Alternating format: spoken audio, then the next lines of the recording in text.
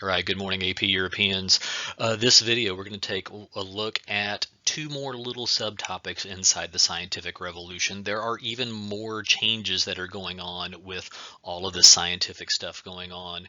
We need to take a look at developments in anatomy and medicine, but we also need to take a look at the existing traditions. Not exactly science, but maybe some pseudoscience that's going to hang around for a longer time through this, and maybe a little bit about why that happened.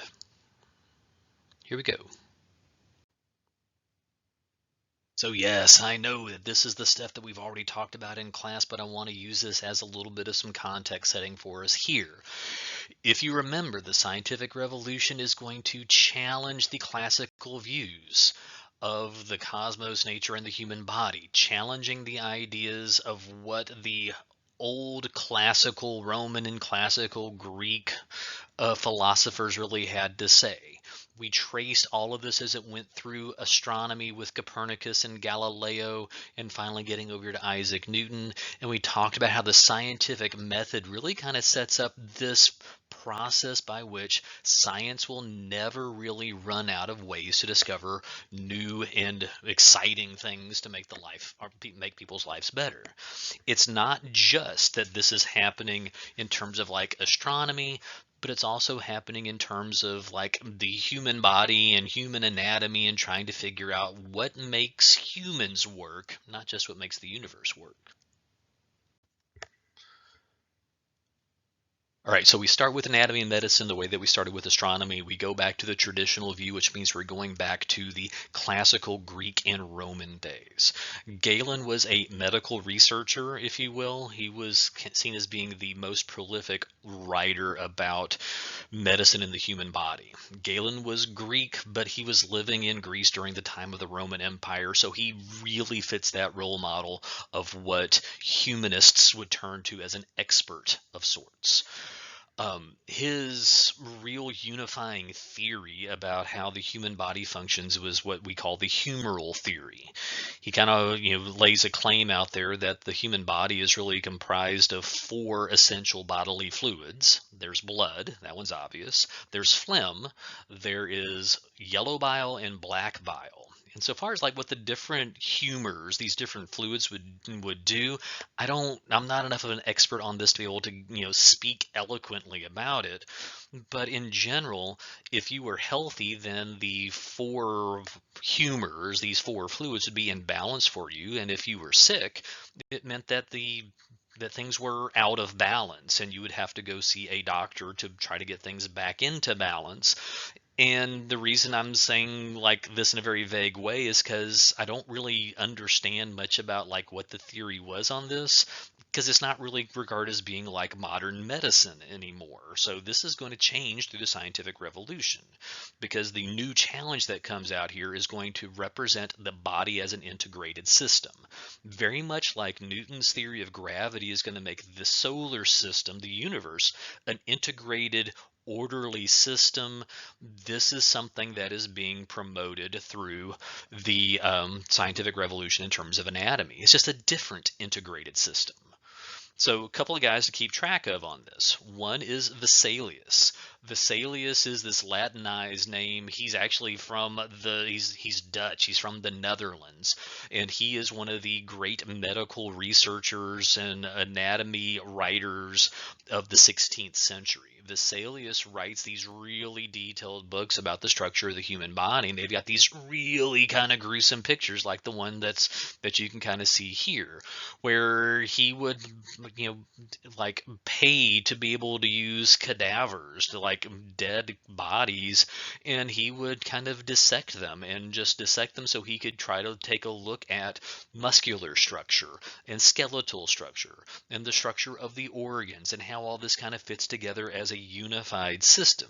He doesn't really necessarily understand how everything works together, but what he starts to see is that there really is an integrated system that's there, along the same lines as, like, I don't know, planets going around the sun, that it is something where there's a unified integrated work that's associated with this.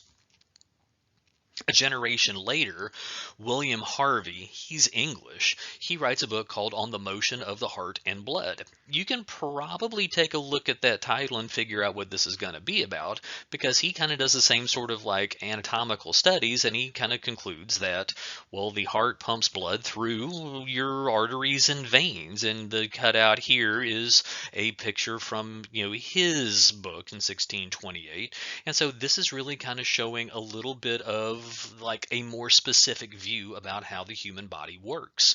And so once you understand the anatomy of the human body, you can start trying to apply elements of medicine to this and figure out how to make sick people better and get away from all this humoral theory kind of thing. One of the big points I want you to catch from this is that there is an element of this happening the same points in time as what we've seen in the astronomy thing. Vesalius's book is written the same year that Copernicus publishes his. William Harvey's book is written at the same point in time where Galileo is kind of, being put on trial to be put under house arrest for challenging the church. In anatomy, they don't represent the same sort of challenges to the overall like power structure, orderly system of society. They're not really challenging the church or challenging scripture, but the fact that it's kind of showing an integrated system kind of goes and makes, well, Newton's ideas a little bit more logical, because if there's an integrated system that you can explain the logic behind, well, then surely there must be a divine presence behind that logic. And then finally, just so we can kind of like have one more parallel going on here, Anton van Leeuwenhoek, he's another guy from the Netherlands. He is going to use a piece of technology to just sort of like set things on fire, so to speak, when it comes down to how they are going to like discover more and more bits and pieces about the human body. It's this thing.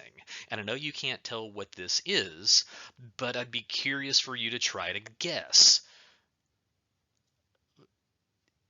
In actuality, what you do is that you kind of put a drop of blood in here in this little opening that's right there, and you hold it up. The screw on this is designed to kind of give it, like let you open and close the aperture here so you can kind of see it. You hold it up to the light. You use a magnifying a lens of some sort to look at this so you can see what's inside a drop of blood. So this is in fact von Leeuwenhoek's, it's the first microscope, which he is putting into action about a generation after Galileo uses some of the same technology towards looking to the stars with a telescope.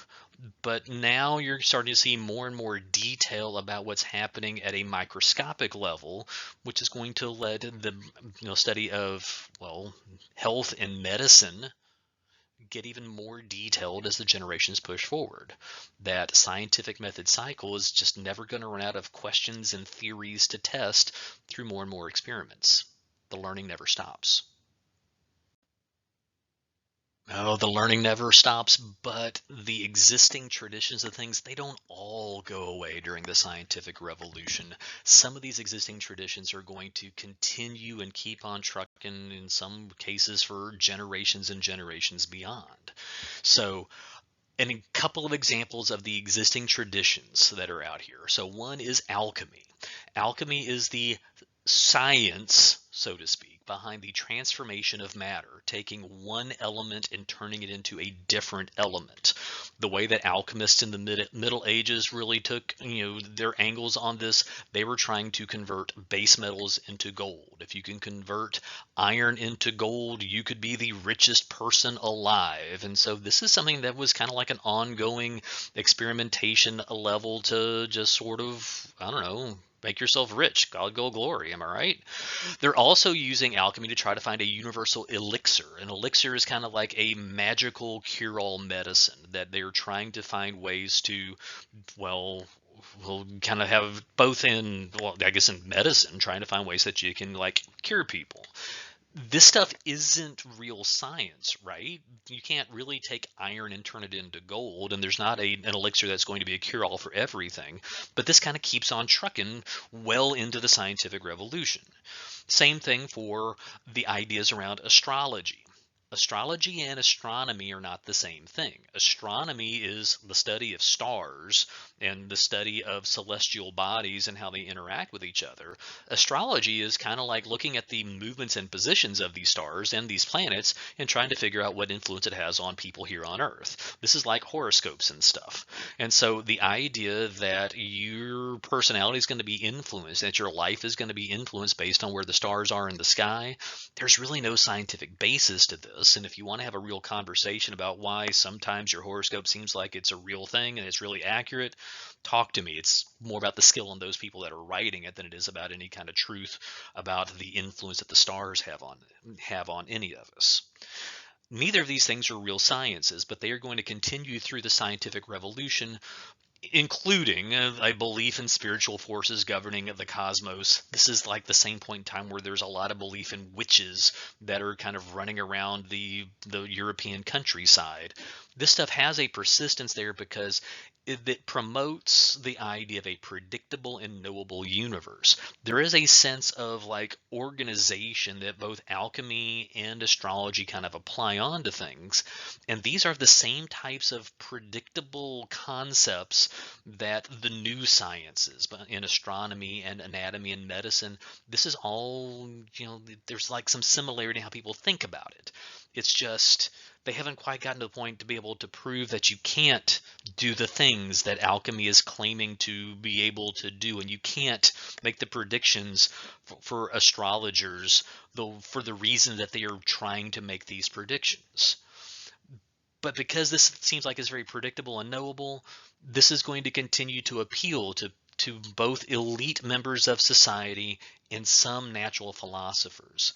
Because one of the big people that was really involved in astrology and trying to read horoscopes and determine like how the alignment of the stars was going to influence your personality is Johannes Kepler, who was doing a lot of that work to kind of calculate star charts and to figure out that the orbits of planets are ellipses and not really circles. When it comes down to alchemy, probably the most famous alchemist of the scientific revolution era is Sir Isaac Newton, who to his dying day was trying to manufacture gold from iron or gold from tin. And in the process of this, he supposedly set his laboratory on fire multiple times, but he's looking for like this unifying principle that you could do for alchemy, what he's already kind of provided for us all with the concept of gravity. These existing traditions, and even like the new sciences, as long as it represents a calm, orderly system that we can all live under and function under, this is really going to be okay. It's only where it promotes chaos and uncertainty that there's going to be kind of challenges against it. Thanks for listening.